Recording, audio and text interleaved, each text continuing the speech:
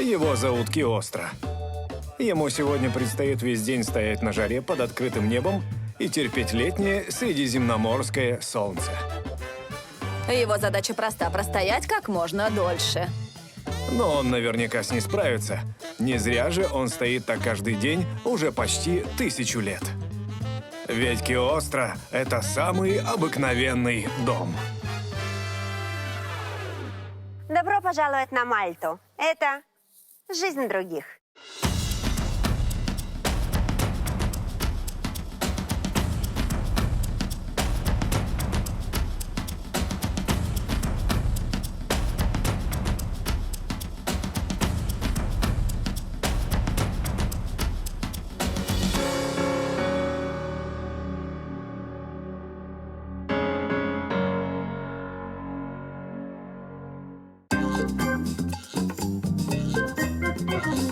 Мальта – это маленькая страна, но у нее очень богатая история. Кто здесь только не жил. И греки, и римляне, и арабы, и британцы. А несколько веков здесь вообще жили одни рыцари, которые, кстати, сейчас тут тоже живут, а вместе с ними и сотни тысяч обычных мальтийцев. Вот их-то жизнь меня и интересует. Но к рыцарям у меня тоже есть парочку вопросов.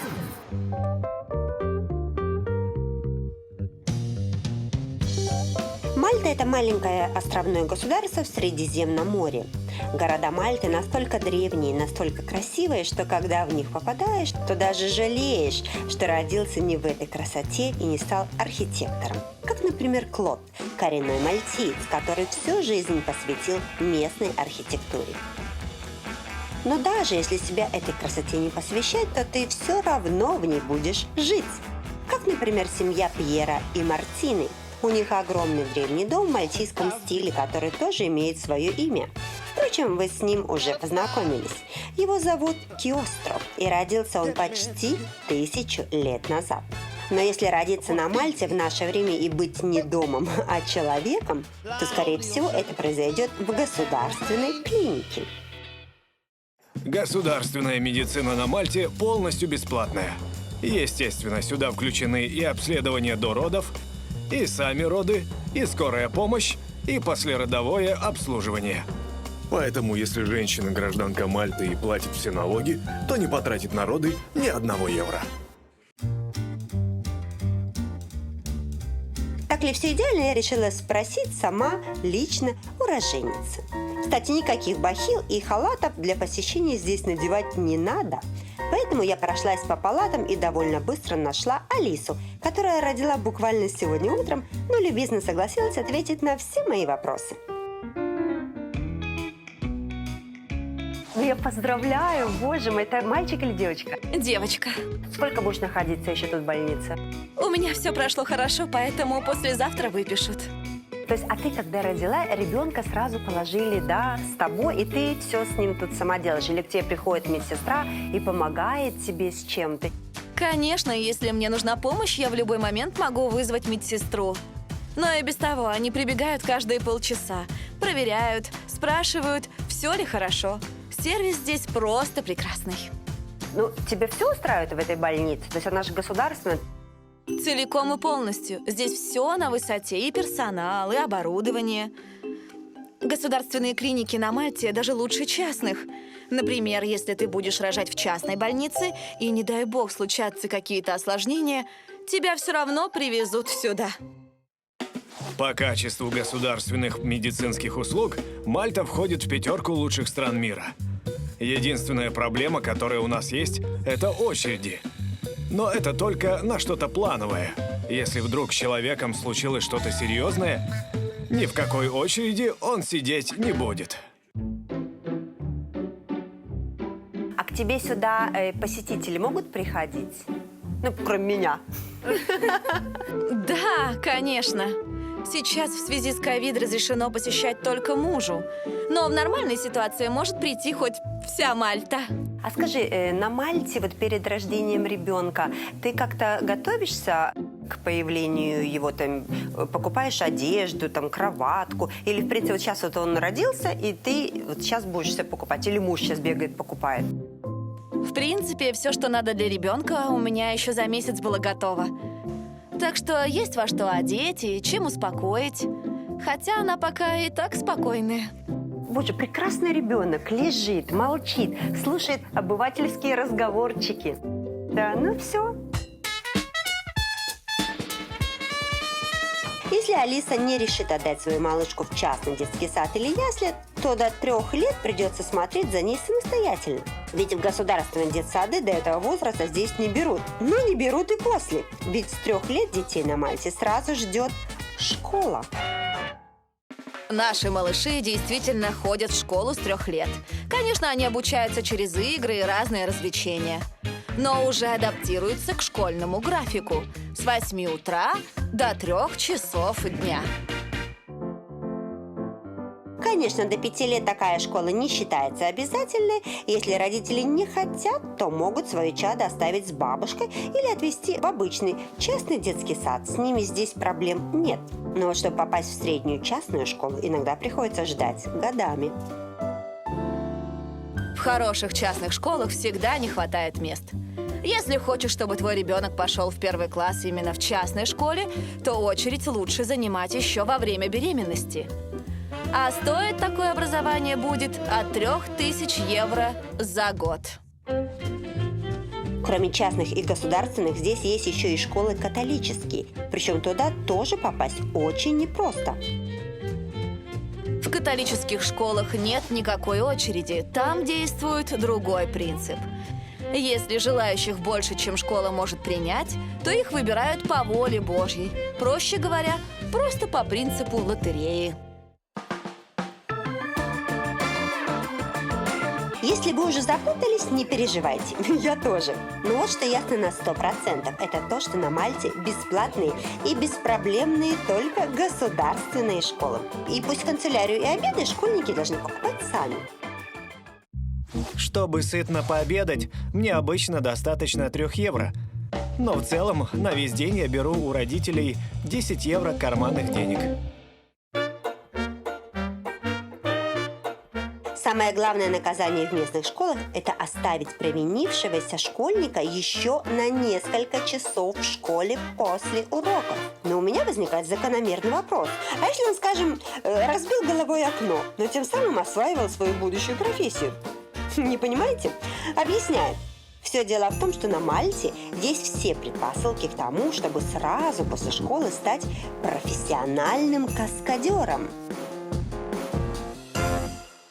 Если мечтаешь сниматься в голливудском кино, не обязательно переезжать в Лос-Анджелес, работать официантом и ждать своего звездного часа. Нет, можно просто жить на Мальте. Неисчисляемое количество исторических зданий и уникальная архитектура делают из Мальты одну сплошную декорацию к фильму. Поэтому сюда очень часто прилетают снимать из Голливуда. Конечно, главные роли по-прежнему исполняют всем известные суперзвезды. Но ведь никто не будет тащить с собой через океан сотни актеров, массовки, дублеров или каскадеров. Их проще и дешевле найти на месте. Так что обычный мальтийский каскадер может иметь вот такую фильмографию. «Звездные войны», «Кредо-убийцы», «Астерикс и Обеликс», «Война миров Z», «13 часов», «Капитан Филлипс» и многие другие. Я все и не вспомню, их несколько десятков. Думаю, вам не стоит объяснять, что для того, чтобы попасть хоть в одну такую картину, нужно быть супер-профи. А значит, много тренироваться. Для этого просто здесь, на Мальте, есть крупный центр для подготовки каскадеров. Рассказать, почему они горят, но не сгорают, и как разбивать голову, не сворачивая шеи, мне согласился Морган.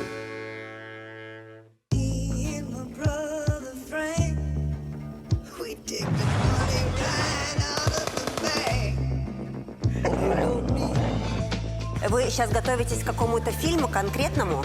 Сразу к нескольким. Голливуд планирует целый ряд съемок на Мальте. Даже если какая-то из них сорвется, мы должны быть готовы ко всему. Но я понимаю, что Голливуд часто приезжает к вам снимать свои фильмы, да? Почему они сюда едут? Есть несколько причин. Во-первых, здесь для них очень комфортная налоговая система. Во-вторых, природа и архитектура. В-третьих, на Мальте второй государственный язык английский. а значит, никаких проблем с коммуникацией. Ну и, наконец, с местными работать просто дешевле. Например, здесь каскадер в среднем получает 450 евро за день, а там было бы и больше. Оказывается, здесь снимают так часто, что в самом Голливуде Мальту уже называют европейским Голливудом. Это действительно очень популярное место. Честно говоря, я специально не интересовался, но думаю, если поспрашивать, то каждый второй актер скажет, что у него хоть раз, но были какие-то съемки на Мальте.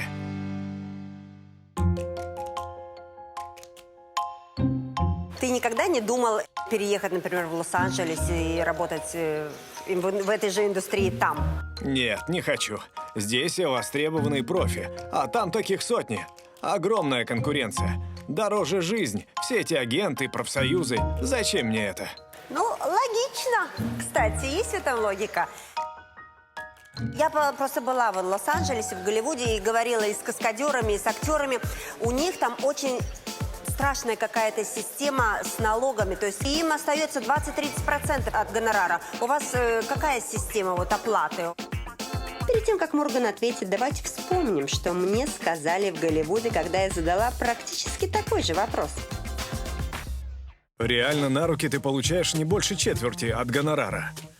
10% актер отдает агенту, 10% менеджеру, еще 5% адвокату, плюс отчисления издателю, они бывают разные. Ну и в конце уже государственные налоги, о которых ты спросила. Это от 33 до 63% в зависимости от суммы. Все, что нам платят, мы забираем себе. О, так слушай, я бы тоже тогда не уехала с Мальты. Но вообще эта работа очень опасная, будем так говорить. У тебя вообще были несчастные случаи? Они могут быть только если ты новичок, а когда профессионал, то все это уже просто как фокусы показывать. Ну а часто вообще каскадеры дублируют звезд актеров? Всегда.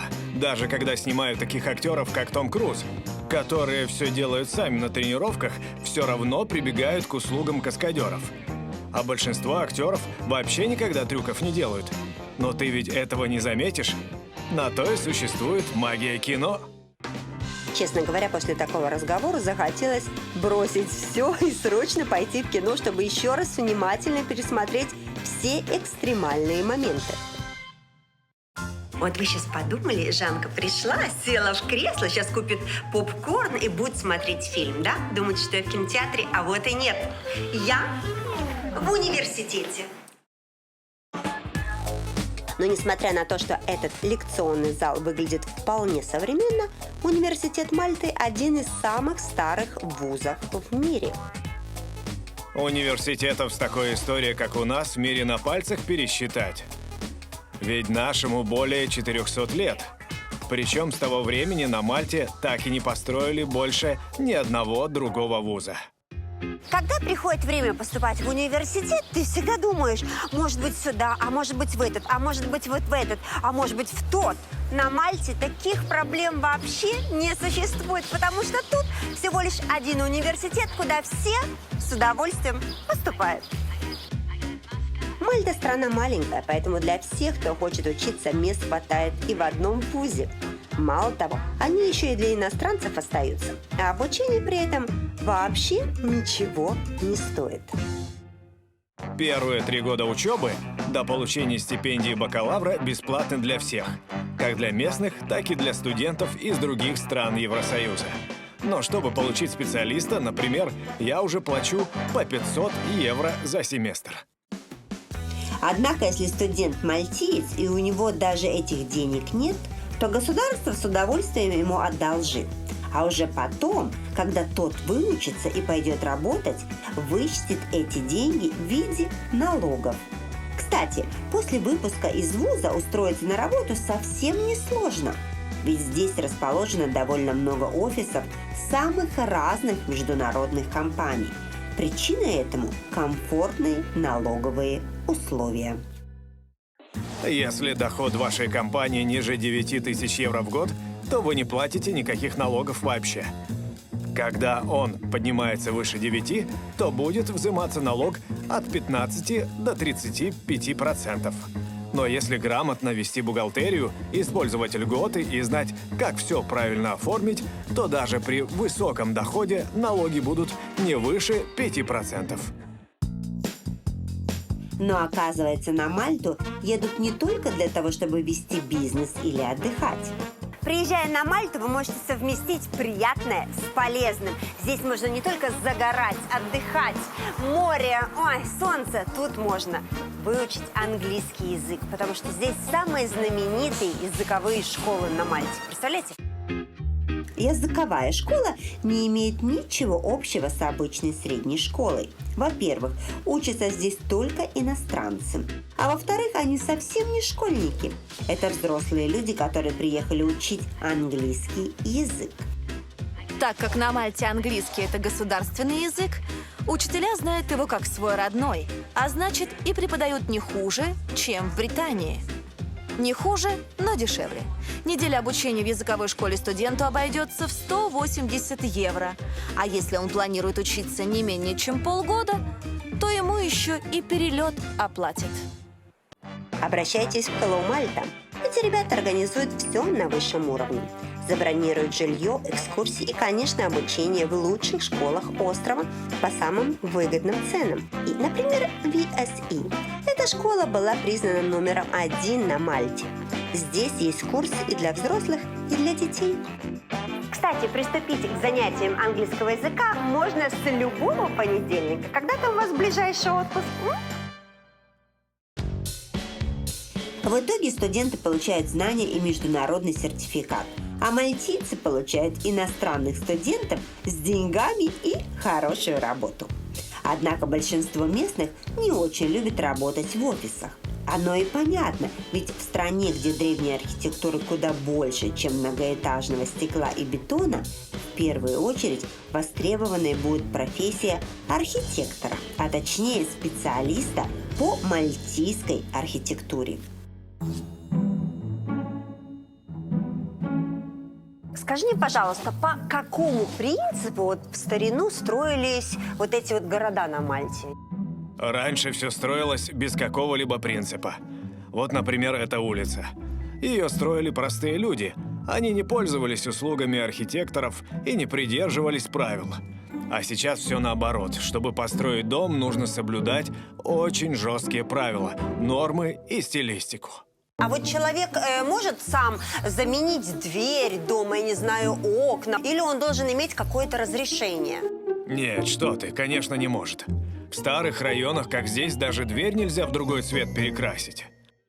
Любые манипуляции с историческим зданием, а особенно с фасадом, нужно согласовывать с несколькими инстанциями. С историками, археологами, архитекторами, городскими властями. На это обычно уходит от 3 месяцев до года. Вот все дома построены из известняка. Он, в принципе, же очень такой, непрочный материал. Почему эти города стоят тысячелетиями? В чем секрет?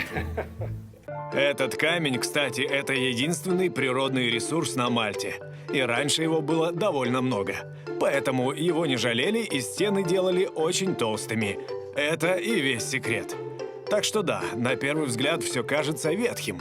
Если ты поковыряешь эту стену пальцем, она посыплется. Но чтобы пробить в ней дыру, понадобится бульдозер. А ты знаешь, в некоторых странах балконы свои люди любят застеклить. Знаешь, чтобы сделать еще такое отдельное такое помещение. На Мальте возможно застеклить свой балкон? Да, и очень многие балконы у нас закрыты, так как это дополнительная защита от жары. Но опять же, металлопластиковые окна ты не поставишь. Если хочешь стеклить, делай балкон под старину. Вот как там. Конечно, это чаще всего ручная работа, которая в 10 раз дороже. Но иначе никак. Короче говоря, не дай вам Бог делать ремонт на Мальте. А тем более строить новый дом в мальтийском стиле. Мальтийский стиль – это и есть такие дома из известняка. Обязательно не ниже 2 этажей, с очень высокими потолками и маленькими окнами. Все это, опять же, защита от жаркого среднеземноморского солнца. Если вы хотите построить новый дом в мальтийском стиле, то для начала надо купить землю. Это от нескольких сот евро до нескольких тысяч евро за квадратный метр, в зависимости от района. Сама коробка из известняка обойдется в 40-60 тысяч. Потом ремонт.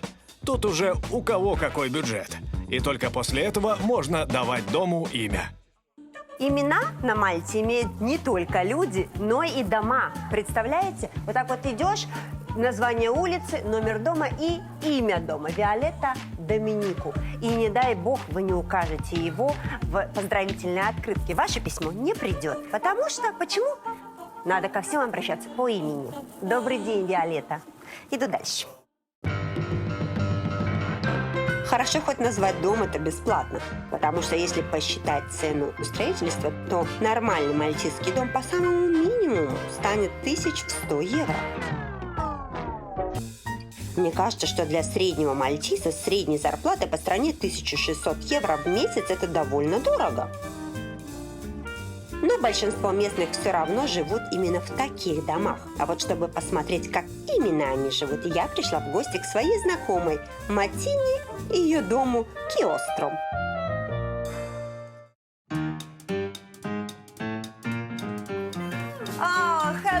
Привет, Жанночка. Проходи в дом. Ничего себе! Вот это да! Сколько лет ему? Этому дому 900 лет. Да ладно!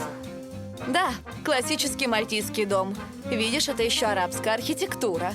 Весь из этого камня. Ты мне скажи, так, но он не сыпет, это же известняк. Сыплется постоянно, особенно летом, от стен кучи пыли по всему дому. Но это понятно, он же древний. Попадаешь как будто в какое-то, не знаю, историческое место, какой-то музей, а не типичный дом мальтийца. Вот честное слово. Практически нигде внутри дома на стенах нет краски, обоев или штукатурки. Везде голый камень. Ну и, как мне уже рассказал архитектор, толщина каждой стены действительно не меньше метра.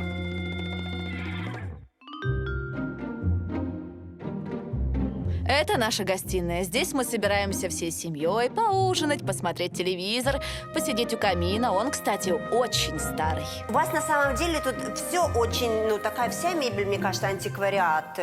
Вы где-то собирали ее, да? По-разному. Но вот, например, этот шкаф мы купили вместе с домом. Я не знаю, сколько точно, но ему лет 200-300. Так, ну что, идем дальше, мне же посмотреть. Это наша кухня. Когда-то тут была просто кладовка. Но мы, когда купили дом, то решили сделать тут кухню, потому что нам она большая не нужна. А сколько вам понадобилось времени, чтобы этот дом перестроить, так как вы его хотите? 2 года. То есть многие мальтийцы покупают вот такие старые дома и переделывают их для того, чтобы жить? Абсолютно все, кто может себе это позволить. Если вы хотите купить такой старый дом без ремонта, он будет стоить от 900 тысяч до 1 000 000 евро. Но цена во многом зависит от его возраста. Чем дом старше, тем он дороже. Но при этом и дороже его ремонт, и ремонт коммуникаций. Скажи мне, а ты знаешь людей, у которых нет питьевой воды, и им приходится собирать? Я вот слышала такое на Мальте. Это правда или нет? Это было очень давно. Сейчас вода есть у всех. А у нас стоит фильтр, поэтому и пить можно. Но для готовки и питья многие люди покупают бутилированную воду. А по поводу сбора, пойдем к бассейну, я кое-что покажу. Пока мы спускались обратно к бассейну, разговорчивая Матина не смогла дождаться, когда включится камера, и все мне рассказала, так что придется пересказывать. Вот мне Матина только что рассказала, что поливают вот эту зелень, вот эти лимоны красивые, и вода в бассейне – это все дождевая вода, правильно я говорю? Вот, правильно? То есть идет дождь, там специальные трубы, да? Да, все так устроено, чтобы с крыши вода стекала только вниз, в подвал. Огромный-огромный колодец внизу, где собирается дождевая вода, которая, в принципе, вот используется для бассейна и для поливки всего остального. Потому что вот тут, видите, есть нормальная вода, но это очень дорого, да?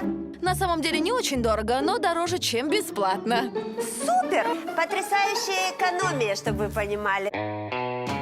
После После этого Матильда показала мне еще 3 разные комнаты, рассказала, что их здесь еще с десяток, и привела на террасу. А скажи мне, а сколько ваш дом вообще вот в общую площадь имеет, ты знаешь? А я даже и не знаю. Пьер, что ты там прячешься? Иди сюда. Скажи, сколько у нас квадратов дом?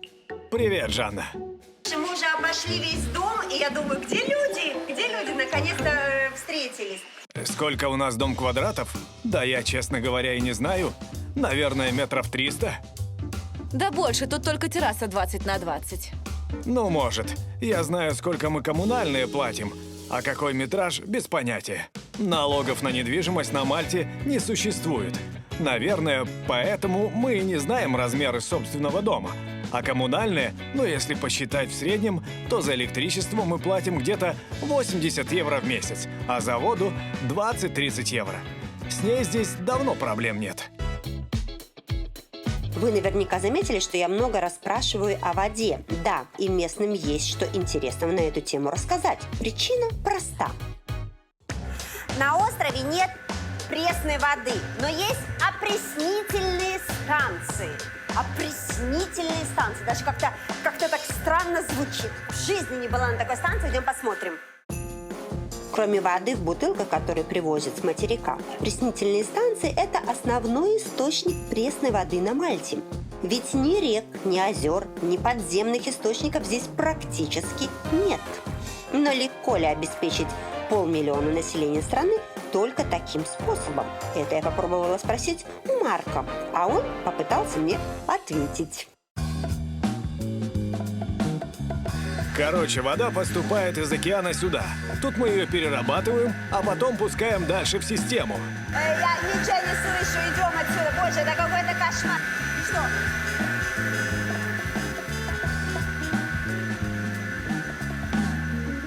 Короче, я чуть не оглохла, я тебе хочу. Давай закроем дверь, потому что это невозможно. Как вы там работаете? А ты вот эту водичку набрал, то что надо сделать? Это питьевая вода прямиком из моря. Серьезно? И так выпил и козленочком стал. Так у нее очень мягкий вкус. А еще 5 минут назад это была соленая морская вода. Мы набираем ее в океане. Потом очищаем с помощью сложного процесса, который я могу час объяснять. Но основа этого принципа в том, что вода очищается с помощью давления. А это вообще дорогое удовольствие? Такая станция, как здесь, стоит 100-130 тысяч евро. Но конкретно это небольшая, она обеспечивает гостиницу. Как оказалось, всего опреснительных станций на острове около 30. 4 государственные, а остальные обеспечивают разные отели. Кроме того, каждый год появляются новые. Ведь в среднем обычный житель островов использует около 100 литров воды в день. На всю Мальту хватает опресненной воды? Нет, у Мальты есть 2 источника пресной воды. Это грунтовые воды, но их очень мало, и морская вода, ее само собой много. Но она дороже в производстве и хуже качеством. Поэтому Мальте всегда приходится искать баланс между этими 2 видами добычи. Но хорошо хоть так, раньше вообще выбора не было. 100-200 лет назад основными источниками пресной воды были подземные источники и дождь. Но население начало стремительно расти, и уже 50 лет тому своей воды не хватало. Поэтому ее привозили с соседней Сицилии, пока не появилось опреснение. Ну, то есть сейчас на Мальте, можно сказать, нет проблем. Но мне сказали, что из крана воду лучше не пить. Да, для питья здесь покупают в основном ту, что привозится с материка в бутылках. Сейчас это недорого. Где-то за евро можно спокойно купить 1,5 литра. Но пить можно и ту, что из-под крана, просто она банально невкусная. Она проходит очистку хлором, поэтому имеет характерный запах. Но поверь, это полностью безопасно. Мы же здесь не зря работаем. Для того, чтобы ты тут работал, тебе надо было где-то учиться, что-то заканчивать. Конечно, у меня есть высшее образование, так что я квалифицированный эксперт. Однако специалистом высокого уровня на Мальте можно быть не только в современной отрасли. Например, здесь до сих пор есть ремесло, которое востребовано уже несколько тысячелетий. Дело в том, что местные лодочники привыкли использовать для своих нужд специальные лодки луцу. От обычных они немного отличаются по форме, сильно отличаются окрасом, но больше всего отличаются ценой. Одна небольшая лодка стоит от 25 тысяч евро, и это не включая работу художника. Делается она примерно 1,5 месяца и в основном из дерева. Раньше считалось, что они защищают рыбаков от непогоды, но сейчас это просто дань традиции. Я и моя семья занимаемся этим уже много веков, даже не знаю, когда начали. Пестрые, как тропические рыбки, лодки можно встретить практически на каждом причале. На них до сих пор ловят рыбу, используют как водное такси или просто катают туристов. Туристы, к слову, тоже приносят очень немалую прибыль в казну Мальты. Каждый день здесь садятся сотни самолетов со всего мира, за штурвалами которых тоже сидят мальтийцы. С одним из них я, кстати, познакомилась просто на набережной. Но меня заинтересовала не столько его профессия, сколько его образ жизни. Ты как много времени проводишь на работе? У меня по несколько вылетов в неделю. Можно сказать, что на работе я провожу около 70 часов в месяц. О, хорошо. А все остальное время вне работы чем ты занимаешься? Люблю кататься на лыжах и ходить в спортзал. А летом загораю на своей яхте или просто гуляю по набережной, вот как сейчас. Ты мне скажи, мне сказали, что на Мальте мужчины очень не хотят жениться и практически вот так, как ты, вот живут, чуть ли не всю жизнь, понимаешь, развлекаются и живут для себя. Почему? Тебе правду сказали. Очень многие мальтийцы действительно холостяки. Им больше нравится гулять по этой набережной и знакомиться с туристками, чем сидеть дома с женой. Ну, ты понимаешь, больше свободы. Тем более у нас еще попробуй разведись. До 2011 года в законодательстве Мальты вообще не существовало такого понятия, как развод. Сейчас он уже, конечно, есть, но развестись очень сложно. Даже если стороны пришли к обоюдному согласию, то весь процесс займет минимум 2 года. И это считается очень быстро. А у тебя девушка есть? Да. То есть, слава богу, то есть у тебя и девушка есть, и работа, и хобби. Но вы живете вместе с девушкой или вы просто встречаетесь? Пока просто встречаемся. Уже 4-й год. Но жить вместе или жениться, я не знаю. Может, когда-нибудь. Но пока не вижу смысла торопить события. Позже мне по секрету рассказали, что местные мужчины не очень спешат жениться не только из-за сложностей с возможным разводом, но еще и потому, что если ты женишься на мальтийке, будь уверен, в случае развода она у тебя все отсудит. А если на иностранке, тогда, скорее всего, суд будет в твою пользу, и она останется без гроша. Чисто юридически для этого нет оснований. Закону нет разницы, кто жена – мальтийка или иностранка. Но на практике, конечно, может быть по-разному. А во сколько вообще мужчины на Мальте, как правило, женятся? Точно я тебе не скажу. В 30, может, в 40, а может и вообще никогда. Но у тебя много 40-летних друзей, которые не женаты? Дай подумать. Да, практически все. Все слышали только что? Очень много 40-летних друзей не женатых. Обеспеченных, как я понимаю, правильно? Имеют хорошую работу, хорошее увлечение, не пьющие, видите, ведут здоровый образ жизни.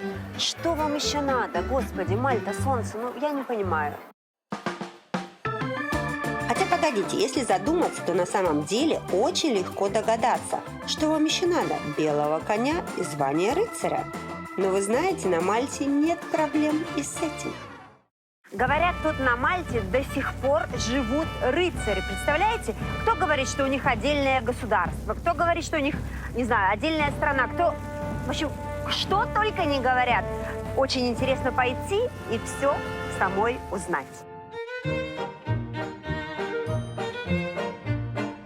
Наверняка многие из вас слышали про Мальтийский орден рыцарей. Звучит, конечно, очень пафосно и красиво. Но на деле, когда я пришла в их главное здание, оказалось, что это домик размером в горсовет небольшого районного центра. А внутри коридоры и кабинеты обычного административного здания. Доспехи, мечи, копья и прочие принадлежности рыцарей можно увидеть только за стеклом. Современные рыцари облачаются в костюмы, завязывают галстуки, надеюсь, без помощи оруженосца, и идут в офис. Хочется добавить убивать дракона, но нет, просто в офис. Многие называют Мальтийский орден государством. Можно сказать, что это и правда, и нет. У нас нет паспортов, но у некоторых есть дипломатические. У нас нет своей территории, но есть здания, которые мы арендуем. У нас нет правительства, но есть президент.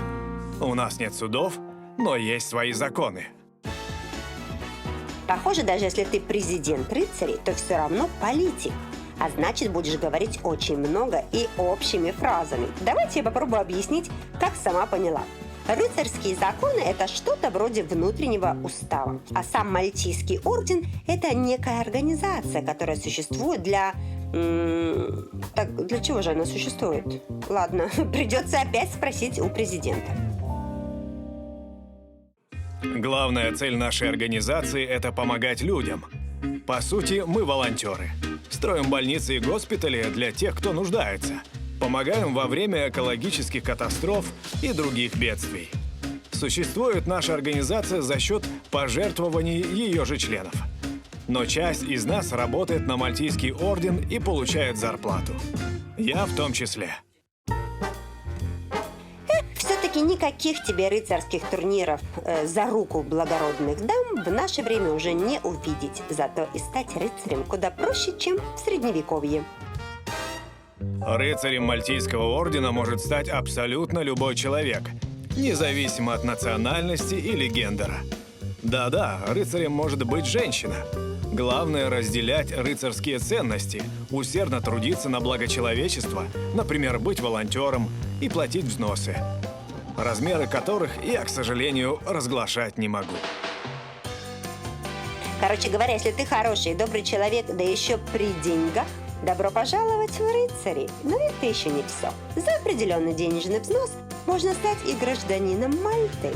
И для этого даже не обязательно разделять чьи-то ценности и вообще что-то делать. Просто нужны деньги и желание.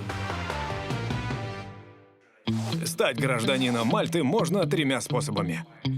Первый – по праву рождения, второй – натурализация, если вы прожили здесь много лет, и третий – инвестиции в экономику. Конечно, юристы будут все раскладывать на витиеватые слова, типа инвестировать или интегрировать, но по факту гражданство Мальты можно просто купить. И стоит это 1 миллион евро. Этой суммы достаточно, чтобы получить гражданство для семьи из 4 людей. Часть этого миллиона нужно инвестировать в местную недвижимость. Часть пойдет на оформление документов, а часть просто в казну государства Мальта. Делать при этом ничего не надо, существует огромное количество юридических фирм, которые этим занимаются. Большинство желающих получить мальтийский паспорт не являются гражданами Евросоюза, но очень хотят быстро ими стать. Поэтому и готовы платить немалые деньги. Ну, Мальта только рада. Во-первых, это дополнительная прибыль, а во-вторых, прирост населения для крохотной страны. За прошлый год у нас в стране появилось 1000 новых мальтийцев. И четверть этих людей получили гражданство с помощью инвестиций, которые я описал выше. У всех свои причины. Кому-то нравится наша налоговая система, удобная для бизнеса. Кому-то наличие паспорта, с которым можно путешествовать по всему миру без виз. А кому-то просто море и теплый климат. Поэтому они просто вкладываются в нашу недвижимость и переезжают сюда, чтобы счастливо провести пенсию. Только вот мне кажется, что человек, у которого есть 1 000 000 евро просто на переезд, может иметь счастливую пенсию, где бы он ни был. Но в любом случае, мне больше интересно, как живется пенсионерам, которые прожили всю жизнь на Мальте. Чтобы с ними поговорить, я пришла в гости к Тонио и Адриен.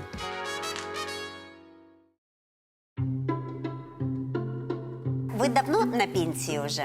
Я вышел, когда мне исполнился 61. Это 2 года назад.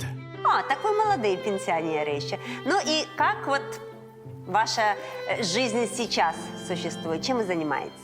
Немного работаем, но уже не так интенсивно, как до пенсии. Тут на Мальте вообще пенсия хорошая? Людям, которые получают минималку, это около 600 евро, хватает только на супермаркет. Лично я получаю среднюю. Это 1040 евро в месяц. Но на жизнь мне этого точно не хватит. Нужно отметить, что среднюю пенсию на Мальте получают только те люди, кто имеет определенный стаж работы. Если такого стажа нет, тогда минимальную. Но государство все же проверит. Если ты всю жизнь официально не работал, а накопления у тебя при этом есть, то не будешь получать ни копейки. Однако, даже при высоком уровне пенсии люди часто продолжают работать. Сейчас у меня 2 квартиры, которые я сдаю в аренду. Это одна из них. Я же не зря тебя сюда позвал. Пусть и люди видят, что тут можно хорошие апартаменты снять. Так вот, я на них зарабатываю больше, чем когда работал. То есть вы эту квартиру купили уже давно или сейчас на пенсии для того, чтобы уже на пенсии сдавать квартиру и за счет этого жить? Я свои квартиры не покупал. Наша семья владела землей на этом месте. А когда на Мальте начался строительный бум, к нам пришли застройщики и сделали предложение. Они строят на нашей земле дом, а взамен дают нам апартаменты. О, ну так прекрасно. Я правильно понимаю, что многие, вот так же, как и вы, имеют недвижимость, которую именно сдают в аренду, и за счет этого они живут на пенсии? Да, многие получили ее так же, как и мы. А у кого была возможность, те купили и сдают. Не только пенсионеры, вообще очень многие мальтийцы живут за счет сдачи недвижимости. Недвижимость на Мальте – это очень выгодно, так как цены на нее растут с 60-х годов, и этот рост ни разу не обваливался.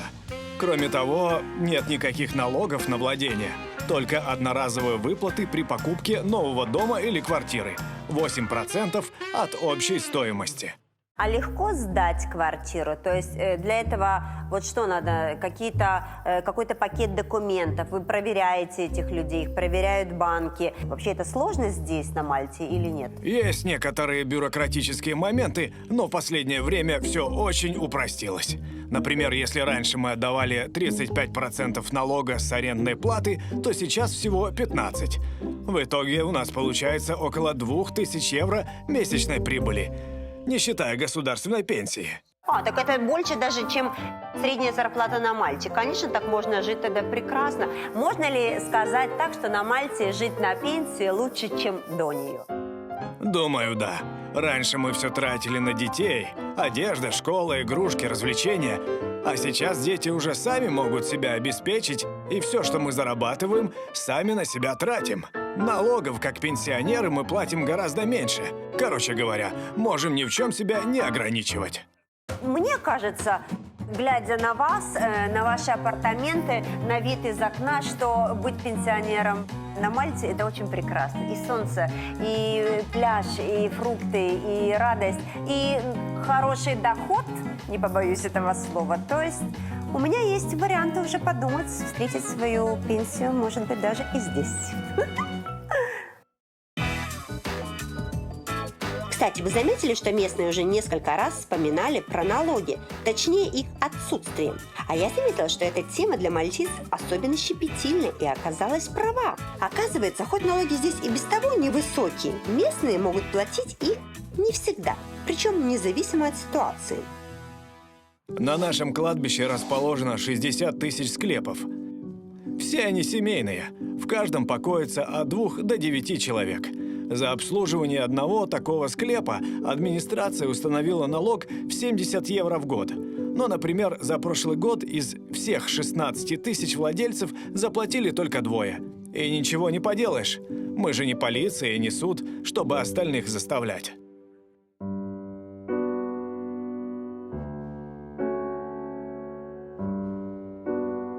Вот чем мне понравились мальтийцы, так это, наверное, своей непринужденностью. Эти люди, которые, на удивление, просто относятся к деньгам и легко о них говорят. а еще своей открытостью. Ведь даже если ты случайно зашел к ним в дом, они с удовольствием тебе все покажут, да еще и угостят. И, конечно, своей искренностью, с которой они одинаково относятся и к незнакомцам, и к своим близким, и к своей маленькой стране.